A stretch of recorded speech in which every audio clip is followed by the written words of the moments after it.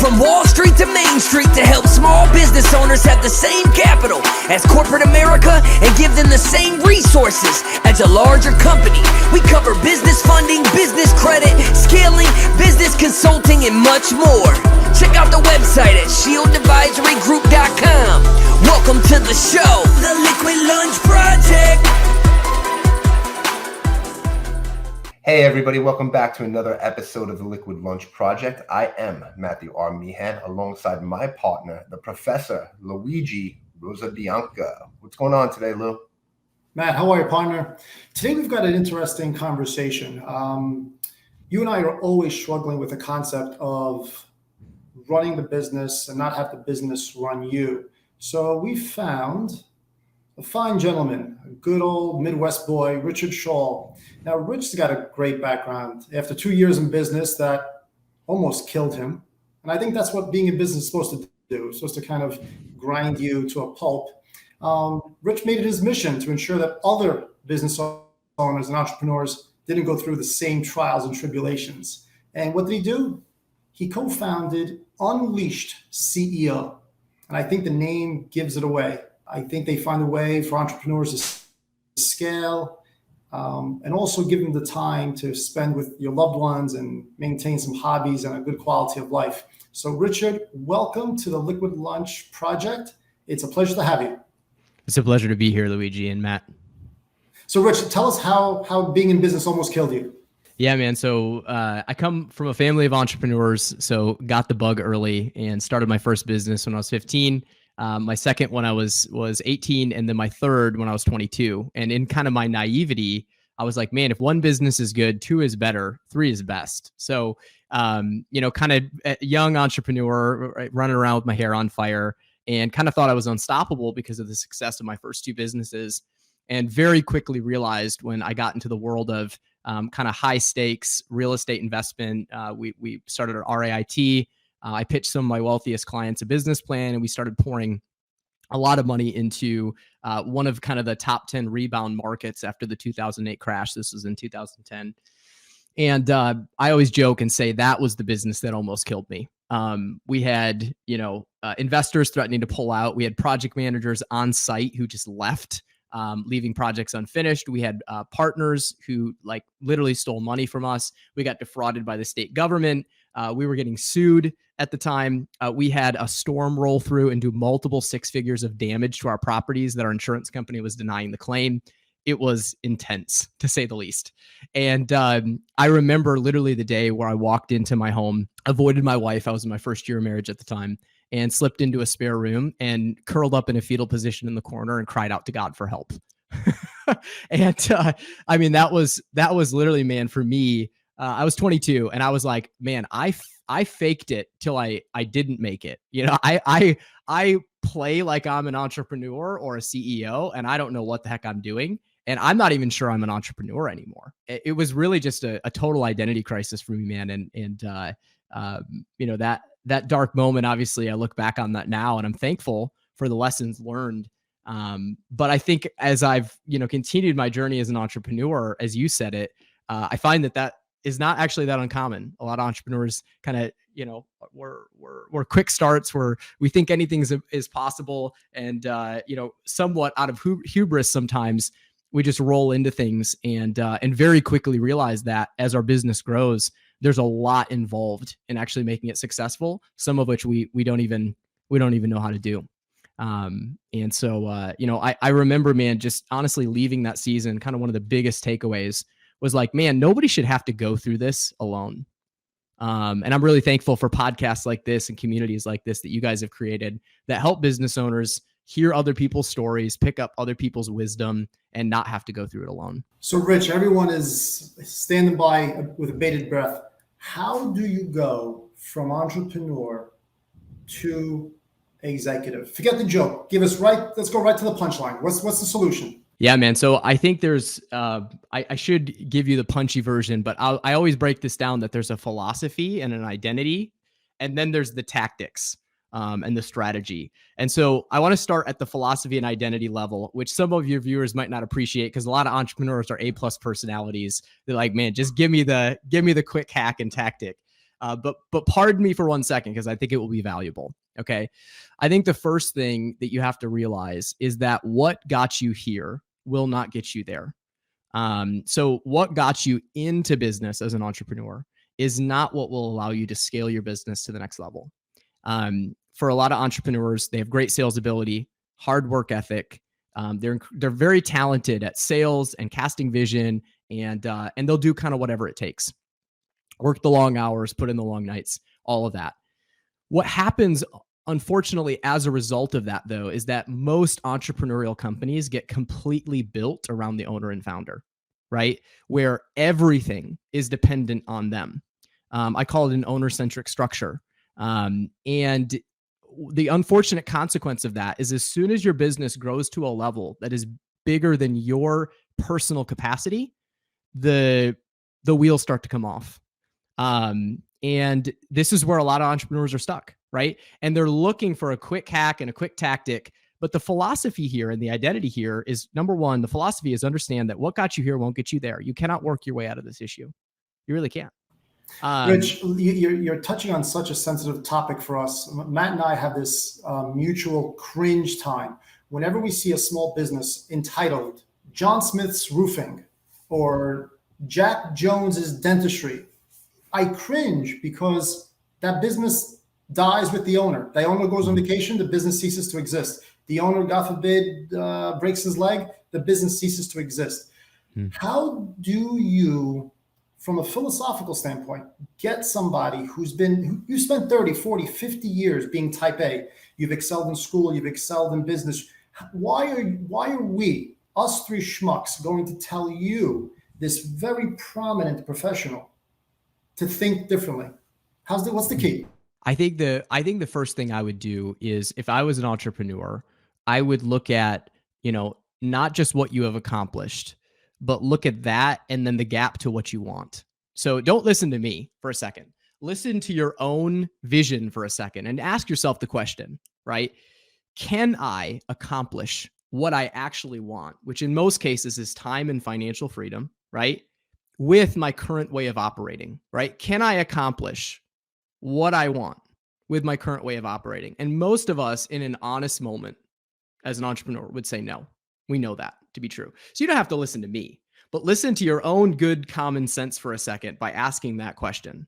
All right. So if your current way of operating is not going to get you to what you want, right? That time and financial freedom, then like you said, what needs to change? And this is where we get to more of the tactics and strategy. So that's the philosophy. We have to break down the owner-centric structure, and we have to stop acting like an entrepreneur and become a CEO. So what does that look like strategically and tactically? So I would say the first thing, right? The first thing to understand is that as an entrepreneur, it was all about hustle and grind and doing it yourself and making sure it was done the right way. That's how you achieve product market fit in any company. And in some cases, even go to market fit, right?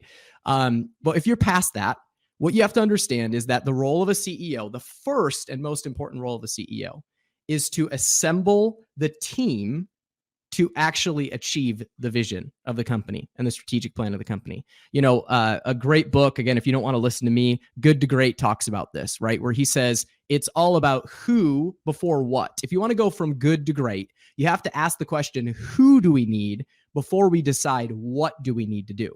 Because when you get the right who's on the bus, they will help you determine the what needs to be done to get that bus to its destination. Another great example, Dan Sullivan, probably one of the most famous entrepreneur coaches on the planet, wrote an entire book called Who, Not How. And the entire premise is entrepreneurs are asking the wrong question when they're trying to get stuff done in their business, which is, how can I do this? And instead, they should be asking, who can help me do this? So I think tactically, you have to understand and own the first role of a CEO is not to get things done. It is to assemble the right team of people to get things done and move the vision and mission forward. And that requires detaching yourself from core functions of your business. And quite honestly, at an identity level, being willing to give up some control in exchange for growth. So how do you help CEOs let go of the vine, so to speak, right? Because one thing that we've noticed and we see a lot of the time is CEOs are usually very good salesmen. They know how to get things done, and they're A-type personalities, like we've already discussed. But when they see somebody doing something wrong, they have a tendency to jump in and take over the sale, so to speak, instead of training the person and letting them fall a couple times. How do I help them make that shift? Correct. Oh boy. Well, the first thing I think you have to do is, again, I already touched on this briefly. But one of my mentors used to say to me, he said, Richard, you can have control or you can have growth, but you can't have both. So you have to ask yourself the question, what do I want? Do I want control or do I want growth? And if you want growth, then again, I would say one of the second roles of a CEO, right? I've actually broken this out into kind of, there's three essential functions of a CEO within a company, right? There's really only three. The first one is to create and communicate a compelling vision, right? To create and communicate a compelling vision and strategic plan. Where is this company going? Who are we going to be on the journey there? And what are we going to do, to get there? That's the first function. The second thing is to assemble the right team around that vision. And actually get the right team in place, especially at a leadership level of the company, who has the right skills to actually execute on that vision and strategic plan. And then the third function actually comes down to training and developing people to be leaders in the organization, to actually share your leadership principles, resourcing them, developing them, and making sure that, again, the people that you've brought on board are actually becoming their best, right? If you really break it down, it's those three things. And so I think, again, for me, it's like, do you want control or do you want growth? Well, if you want growth, you're going to have to step into the role of CEO and focus on those three things above all else. And you even have to be willing, like you said, to sacrifice a little bit in the short term, things being done exactly your way, because you have changed your value system from things being done exactly your way to developing the kind of people who in the long run can do things better than you ever will. It's more of that long-term ROI thinking versus the short-term, kind of command and control thinking. Hey, Rich, let's use a current example. We love case studies here at Shield because it's always great to learn by analogy, by comparison, right? So there's this rather well-known CEO right now who's come up with this interesting vision. He's had a couple of trials and tribulations over the last few months, and now all his colleagues are called metamates, and he's come up with this revised vision, right? So how easy is it for a business to pivot not only their mission statement, but also their vision and their leadership? How easy is it? I would say it's one of the most challenging things you'll ever do. But if it's what's actually required for the business and you're not doing it out of some misguided need for change as a entrepreneur, then you have to do it. There are times where you again, as a company, you have to go back to, okay, who are we here, our team identity or our core values, and redefine that. There are times you have to redefine what is our vision, who are we trying to serve. But the thing I would say is a lot of times where I see CEOs go wrong in this is they hold the reins so tight and they're unwilling to give up any sort of input to other wise people that they trust. They're completely operating in isolation. And as a result of that, they can't even see their own blind spot and they don't think their poop stinks. Right. And so I see this kind of get a little bit twisted sometimes, where you kind of have these visionary entrepreneurs who are like, I have the vision. I have all the good ideas. I have the clarity. And that's where I start to see a lot of dysfunction come. Whereas if you compare that to what function looks like and health looks like, the very best companies have a highly cohesive leadership team, even if it's just a couple people that trust each other and that are actively shaping the vision of that company together. And what does that do? Well, it ensures you against your own natural blind spots and your tendency towards hubris and naivety. Everybody has that.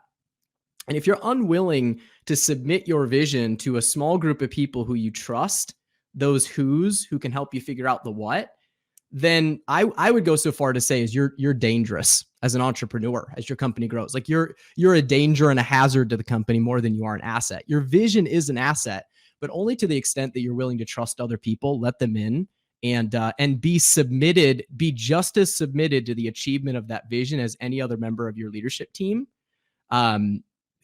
Making sure that you're doing what's for the greater good of the company, not just what serves your ego or your self-interest. So, going from self-employed to CEO, you got to change the my company to our company standpoint, right? And have the company become its own living, breathing, and funding on its own, right? Yeah. Its own entity, so to speak. But how does one go about finding or acquiring that right team and who they can trust and who they don't?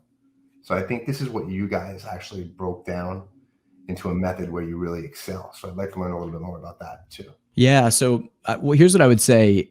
Finding the right people is key. What I would say is for a lot of entrepreneurial companies, I'll speak in specificity to what we do best, because I think that will serve your audience the best. And then I can give some other tips more generally on kind of how to find great people.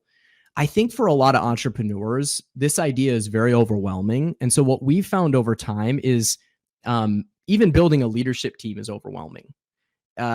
It's like, what's the first step, as you said? And for me, it comes down to this basic idea that what got you here won't get you there, and who got you here oftentimes won't get you there. And so the answer is not you. I always tell entrepreneurs, you're not necessarily the problem. You're just not the solution for the next stage of your company too. So what is? Well, for us as a company, we talk about this concept that every entrepreneur needs an implementer if they want to scale with time freedom. And let me break that down for a second. Okay. If you're familiar, there's all of these models woven throughout religion and science and personality assessments. And basically, there's the yin to the entrepreneurial yang. There's different types of energy. There's creative energy, and then there's stabilizing energy, right? There's a lot of ways you could kind of define this concept, but essentially in business, I found at high leadership levels, there's two types of people. There's entrepreneurs and there's implementers. Gino Wickman, his famous book, Rocket Fuel, he co-wrote with Mark C. Winters, would call it visionaries and integrators. Now, there's a little bit of a distinction, but we don't need to talk about that today. But the main thing I would say is if there's one thing I can implore an entrepreneur who's going, how do I find the right people? The first thing that I would say is ask the question, are you even the right person, okay, to find and assemble the full team that you need, right? Start with the question before the question, because out of all the entrepreneurs I've surveyed, maybe 2% of them say that they're good at recruiting, hiring, training, and onboarding people at whatever level of the company, right? Like maybe 2%. So even the question of going like, how do I go and find and hire and recruit the right people assumes that you are the right person to go do that. And in many cases, they're not. So for us and for our clients, what we found to be one of the greatest levers that an entrepreneur can pull to grow their company is identifying who is that first hire that can help them make all of those other hires. And we just call that an implementer. That's somebody who is the yin to your yang. And this is contextualized a little bit based on what type of entrepreneur you are, what your entrepreneurial profile is, and what stage of growth your company is in. But at a basic fundamental level, it's somebody who actually has the strengths that are your weaknesses. They come alongside of you. They're highly organized, good at finances, good at hiring, firing, rewarding, managing people. They have the ability to harness chaos into systems and processes, right? All of the things entrepreneurs don't love to do and aren't good at most of the time. These are the things that these type of people tend to thrive at. And so I think finding that type of person, in many cases, I have found to be the biggest lever. It's like the domino that tips so many other things in helping a company actually mature and become something that's truly self-managing and not owner-centric. I'm sure there's more, but that's a starting point. No, Rich, it's a beautiful starting point. I love to add, and I would love your input on this one notion. I think there's a glue to that assemblage of teams and teammates around you. And I think the key there is transparency.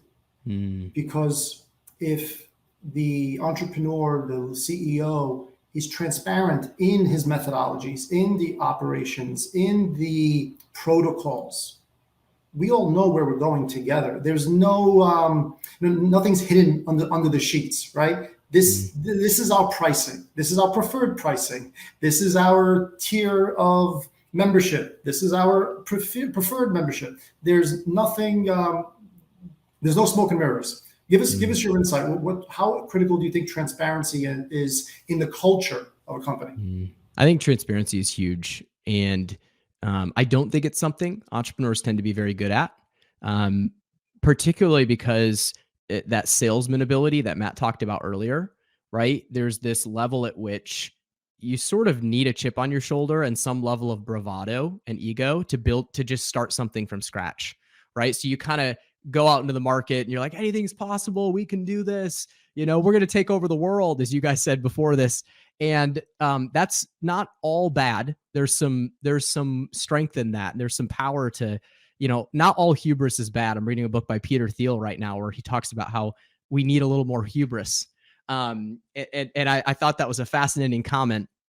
So I'm not condemning all that or saying all that's bad, but to the extent that you have such a wall up where everything's fine and you always project this image that you're strong, you're okay, you can handle it all. It really does create this very smoke and mirrors culture, as you put it, where people don't really even know how to help you.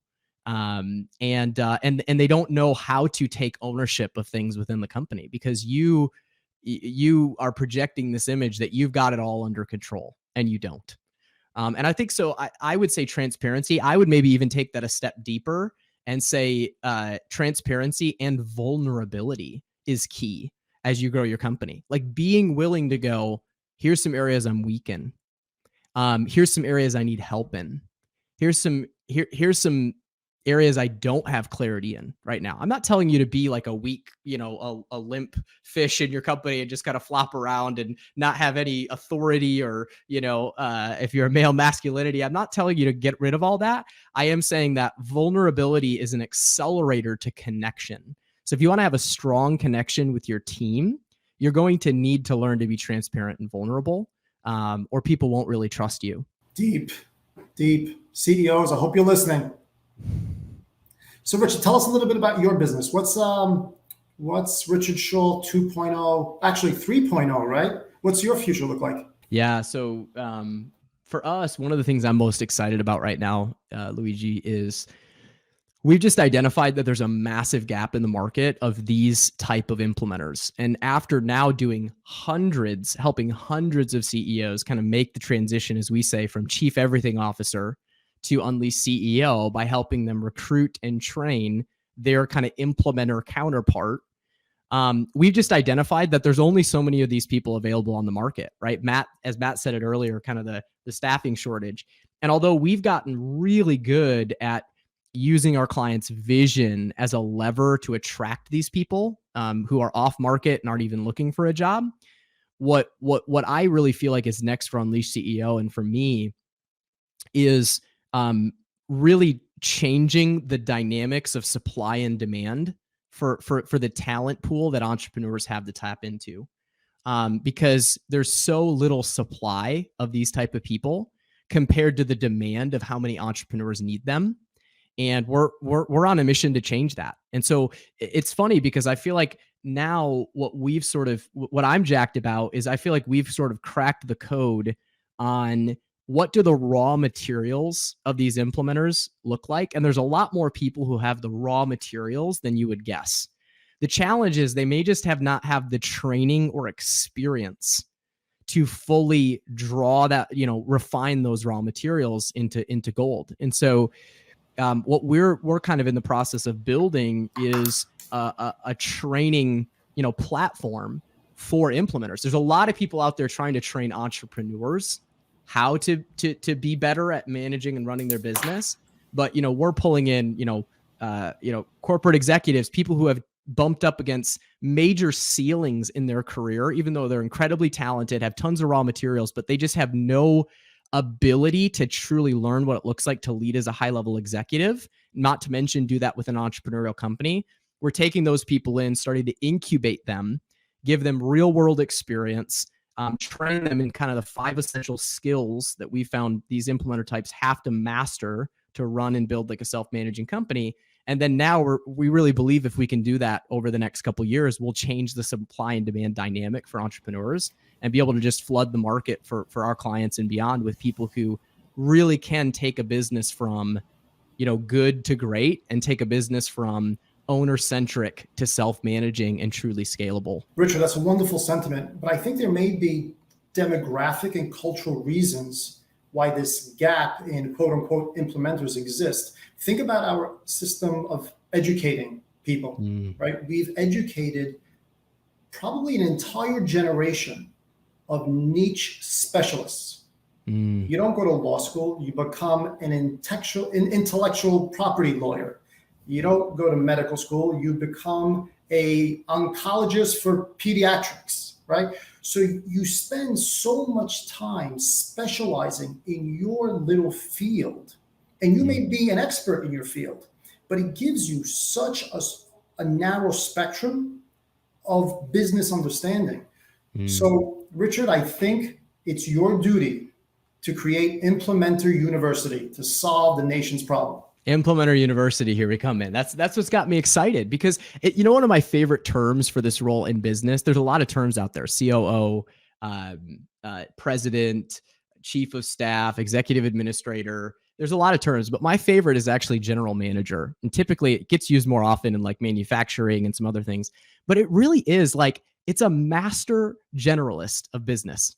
And when I use the term general and manager, I think it's so fun because the person almost needs to be like a general, which means at a high strategic level, they know how to mobilize the troops in the direction of winning the battle. And then manager, they need to be good at managing and leading people. Those are the two big kind of functions, the strategic and the people side of the equation. You could break that down to kind of more 5 skills.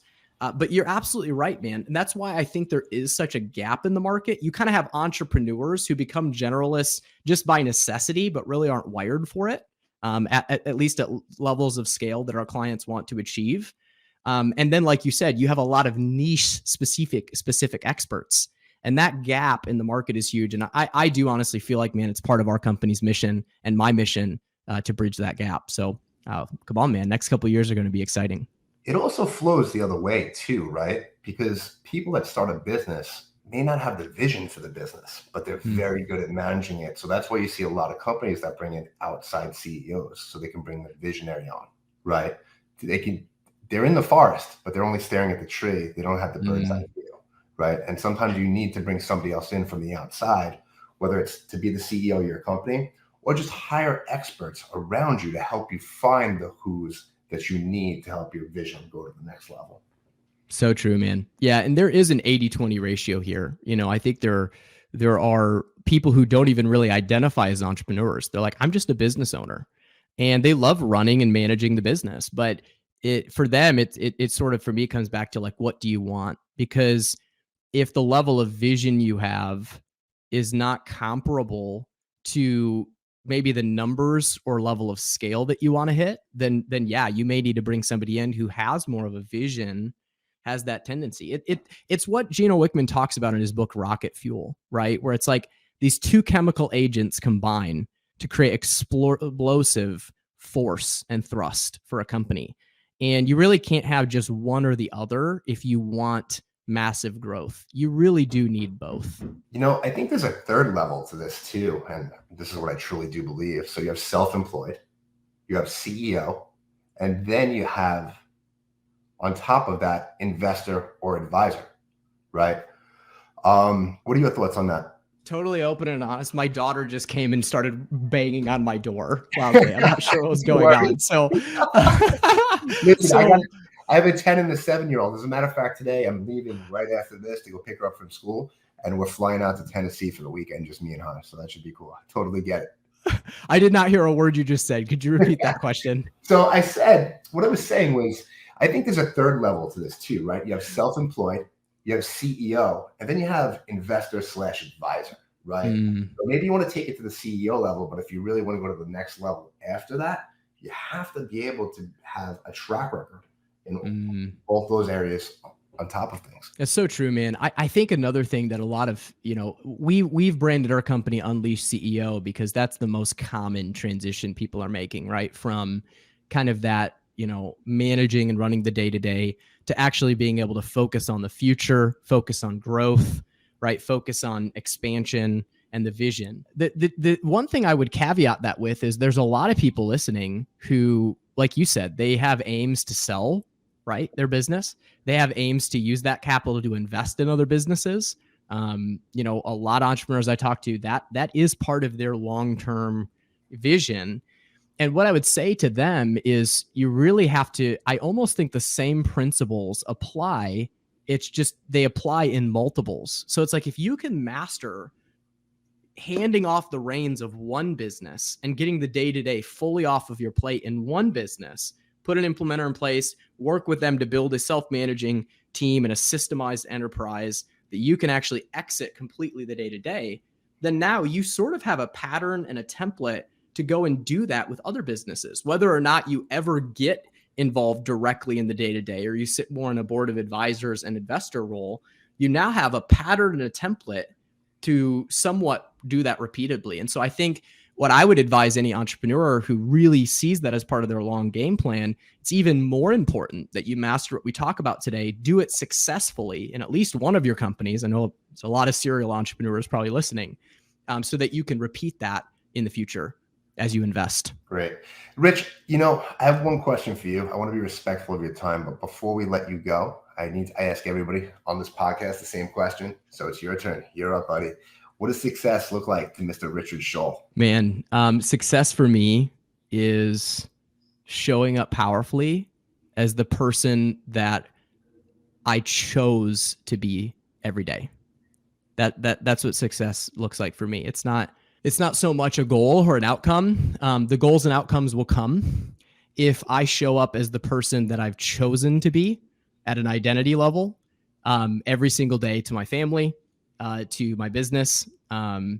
If I show up as the person I chose to be versus the person that I reactively ended up as due to circumstance or emotions, then that's what failure looks like. And success looks like simply showing up powerfully as the person I decided to be daily.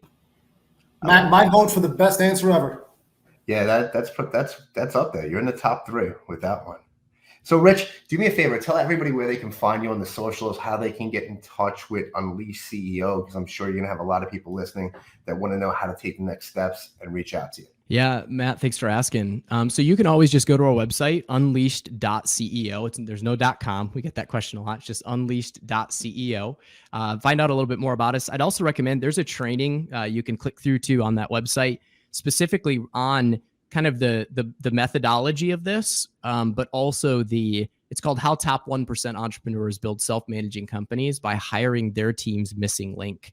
It's not a fluff training or a fluff webinar. It's really a very practical 15-minute video where I essentially break down, what this implementer role is, how it contributes to setting an entrepreneur free from the day-to-day, and the exact process that we would use to find that person. And you're welcome to take some of the tools and resources we'll email to you and self-implement if you feel like that's, the right fit, or we'd love to have you reach out if you think it's something we can help you with. The other thing I would recommend is if you go to YouTube and just type in Unleashed CEO, we have a YouTube channel where we post all sorts of trainings, videos, resources, tools, stuff oftentimes that, we just kind of give to private clients after we're done with their engagement, or we use in training their implementer. There's tons of great resources on YouTube that you can find under our channel. Great. Everybody go out, follow, like, subscribe, and watch that training and learn something so you can have an implementer in your business. Richard, thank you for being here. Lou, thanks again. Everybody, that's another wrap of the Liquid Lunch Project. See you on the next one. Thank you for listening to the show. And make sure you subscribe, leave a review, and share it with a friend. We'll see you on the next episode of The Liquid Lunch Project.